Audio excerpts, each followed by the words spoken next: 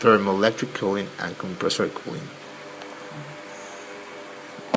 Thermoelectric refrigeration. Thermoelectric cooling uses the filter effect to create a heat flux between the junction of two different types of materials. This effect is commonly used in camping and portable coolers, and for cooling electronic components and small instruments. The two dissimilar conductors are doped in a ceramic wafer. This ceramic component is a filter device for which produces the cooling effect, which we use it as a component for refrigeration. Principle of working. Filter effect. The thermoelectric refrigerator works on the filter effect that the filter Seebeck effect. Or thermoelectric effect is the direct conversion of thermal differentials to electric voltage and vice versa. Related effects are the Thomson effect and Joule heating. The filter seats are reversible. In fact, the filter and Seebeck effect are reversals of one another. Joule heating cannot be reversible under the laws of thermodynamics. Description of parts. Thermoelectric module. Thermoelectric module are solid-state heat pumps that operate on the filter effect.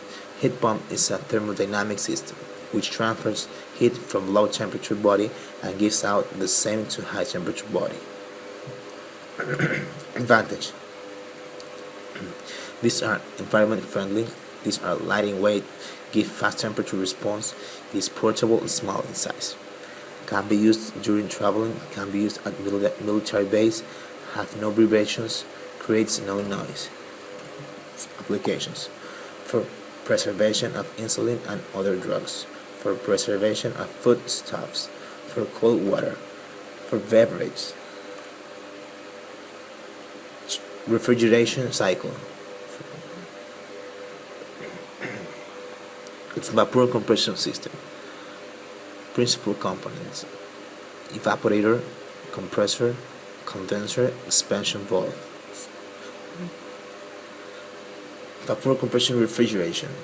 Highly compressed fluids tend to get colder when allowed to expand if pressure high enough. Compressed air hotter source of cooling. Expanded gas cooler than desired cold temperature. To advantage, a lot of heat can be removed. A lot of thermal energy to change liquid to vapor. Heat transfer rate remains high.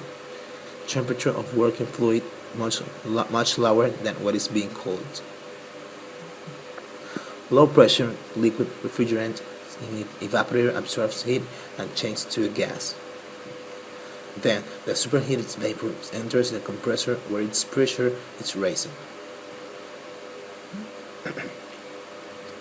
The high pressure superheated gas is cooled in several stages in the condenser. Finally, the liquid passes through expansion devices, which reduces its pressure and controls the flow into the evaporator. Thank you so much.